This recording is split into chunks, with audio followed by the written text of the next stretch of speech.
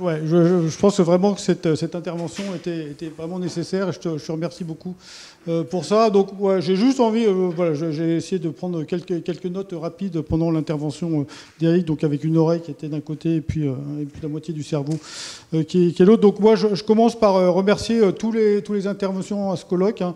À mes yeux, toutes les interventions ont été de très grande qualité. Bon, c'est mon impression personnelle, j'espère que c'est partagé.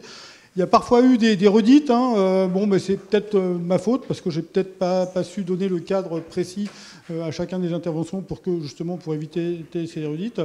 N'empêche que, voilà, vous avez vu, le titre du colloque, c'était Regard croisé.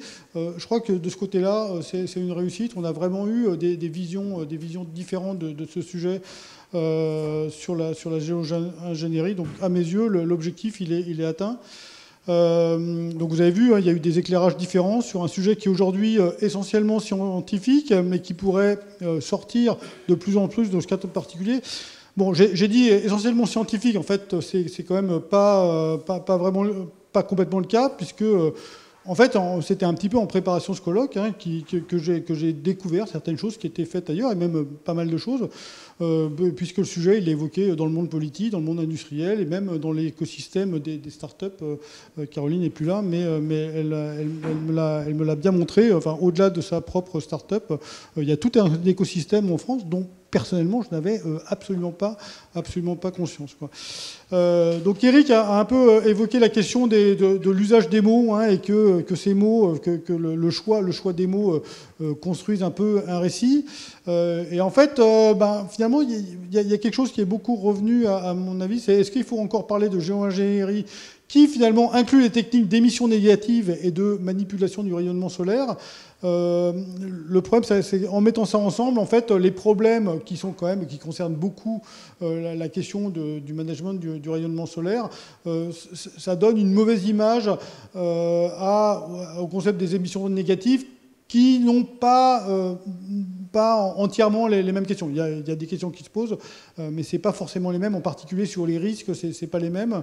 Et donc, j'ai vu, hein, et là aussi, en fait, en préparation de ce colloque, il y a des gens qui sont très favorables à ce qu'on sépare clairement les deux, qu'on parle plus du tout de géo-ingénierie, et donc on parle d'une part des émissions négatives, et d'autre part de manipulation du rayonnement solaire. C'est pas la même chose. Enfin, on arrête de les mettre ensemble, parce que c'est juste. Enfin, il y a des bons arguments pour ne pas les mettre ensemble, parce que les risques associés sont pas les mêmes. Donc j'entends ça. Bon, j'ai choisi, enfin, même si j'étais conscient de ces problèmes pendant la préparation du colloque, j'ai choisi de continuer comme ça, mais c'est pas évident qu'il faut le faire. Donc vous avez vu, en géo-ingénierie, hein, plusieurs concepts sont proposés, enfin en géo-ingénierie au sens large, aussi bien pour les émissions négatives que pour la manipulation du rayonnement solaire.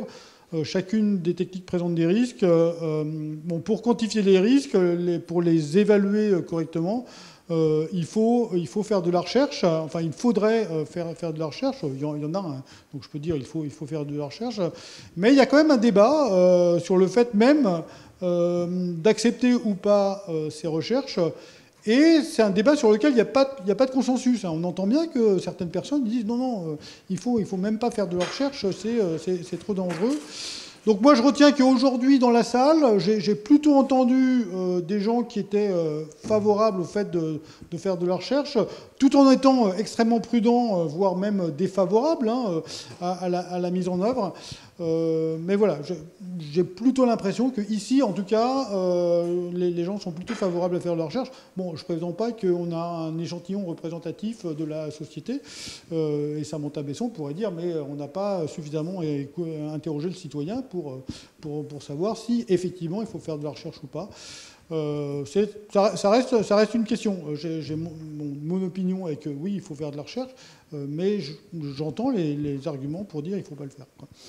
Bon, de toute façon, il est bien clair qu'on n'apporte pas des réponses définitives à l'occasion d'un colloque qui dure seulement une journée. Moi, ce colloque, il a permis, je pense, d'éclairer ceux qui s'intéressent à la question. Hein, là encore, toujours, je me répète, mais pour dire avec des éclairages différents. Donc ça a permis d'informer les gens qui sont dans la salle aujourd'hui, mais aussi ceux qui vont regarder les captations vidéo. qui ont été faites aujourd'hui et qui seront mises en ligne dans les tout prochains jours. Donc je vous demande, hein, si vous avez été intéressé par ce colloque, faites un peu de pub, hein, dites aux gens, mais allez regarder ces interventions. Va regarder cette intervention-là, elle était particulièrement intéressante. Mais voilà, je pense quand même que tout ce qu'on a entendu aujourd'hui est suffisamment de qualité pour qu'on en fasse de la pub. Voilà, et c'est tout ce que je voulais dire. Je vous remercie.